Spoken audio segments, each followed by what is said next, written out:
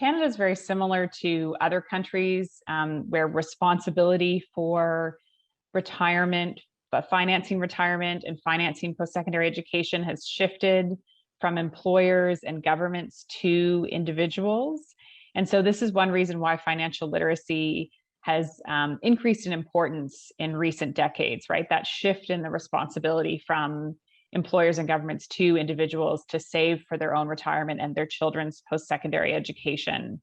And so that requires a higher level of financial literacy than individuals needed in the past. And the other issue is that in order to generate a sufficient return on your savings to finance retirement and post-secondary education, you can't just leave your money in a savings account or invest in a government savings bond. The yields on those are just too low in our ongoing low interest rate environment. And so this is forcing a greater number of people to enter the stock market or find other investment products, which again requires a higher level of financial literacy than individuals needed in the past. And so, this is one reason why we have a national strategy for financial literacy, which just came into effect for the first time back in 2015. And so they've recently done a review of this strategy.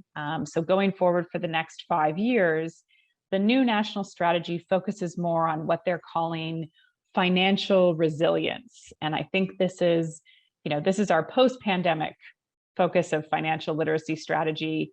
And it's defined as the ability to adapt or persevere through both predictable and unpredictable financial choices, difficulties, and shocks. And so really focusing on this one aspect of financial literacy, which is being prepared for financial emergencies. But the other thing that's interesting about the new national strategy is that it also recognizes that it's not just about an individual's level of financial knowledge, skills, and confidence, but also the financial ecosystem around them, which provides access or should provide access to appropriate financial products. Because if you have the skills, knowledge, and confidence to make responsible financial choices, but you go out in the marketplace and the marketplace doesn't provide you with financial products that allow you to make responsible choices, then you're not going to be financially resilient in the end. So I think it's promising that the new strategy focuses on not just the individual and their knowledge, skills, and confidence, but also on the financial ecosystem and the financial marketplace and its role in supporting financial resilience. And this affects, in particular, Canadians living on a low to moderate income. And lots of studies have shown that Canadians living on a low or moderate income do very well with respect to certain aspects of financial literacy. So, they do very well in terms of having a budget and sticking to a budget, which is a core aspect of financial literacy.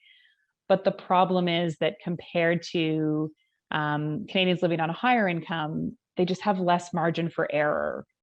And so a mistake with respect to the type of loan that they take out or an investment product that goes wrong, like that could have a devastating effect on someone who's already in a precarious financial position. And so that's why, both financial literacy and financial resilience is so important to that group.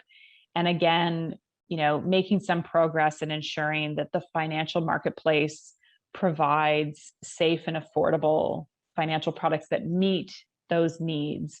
And I'm thinking here in particular of small short-term loans, which currently in the marketplace are usually high-cost credit products, so they're very expensive.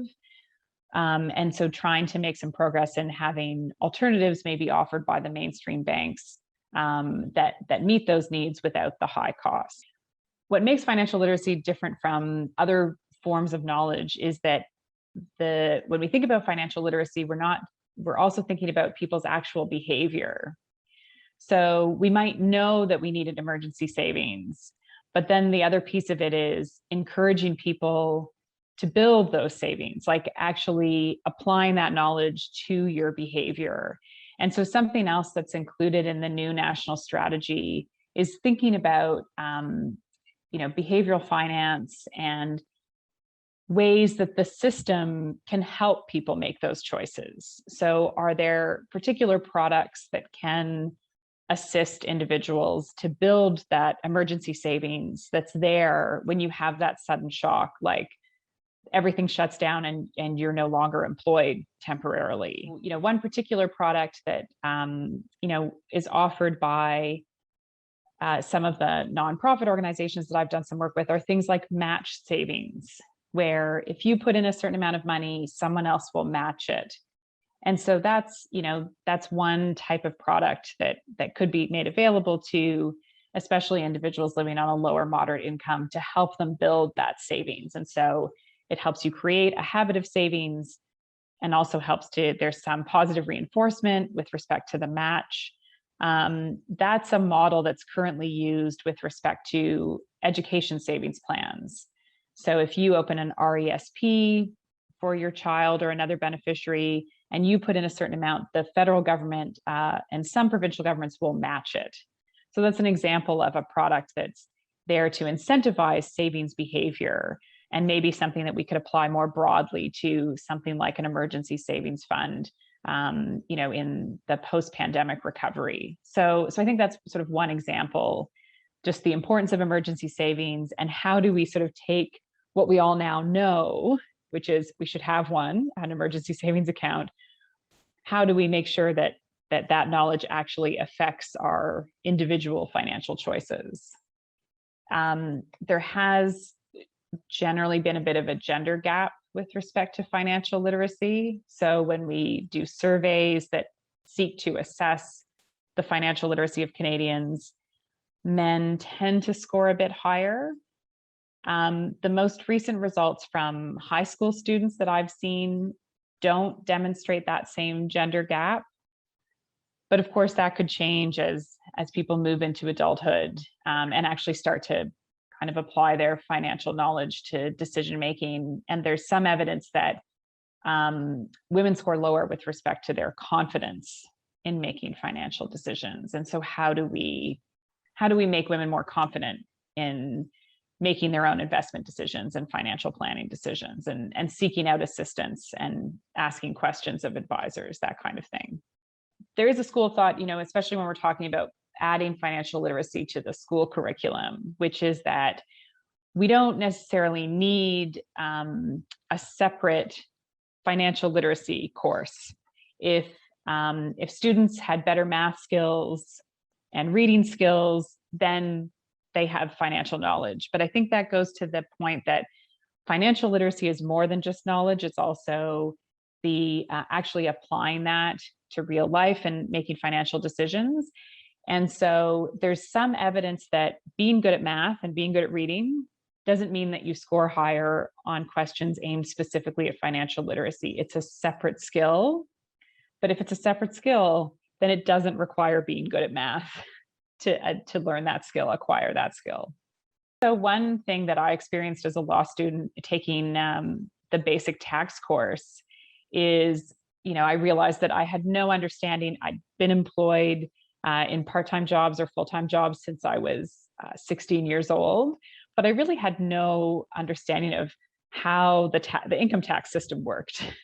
And it was only when I took tax law as a law student that I realized, oh, this is how tax rates work. This is so I think there's issues around, tax literacy, and that's something that if you take the basic tax course, I think even if you're not going to practice tax law, you come out of that with that knowledge and understanding with respect to your personal finances going forward.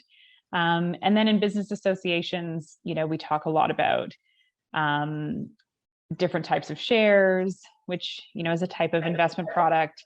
And so I hope that students come out of that course, even if they're not going to practice corporate law or anything related to business law, that they come out of that with a bit of a better understanding with respect to how public companies work, what is a share, what they're entitled to if they buy shares in a company, that kind of basic knowledge that can be helpful then later in life with respect to their personal investment choices.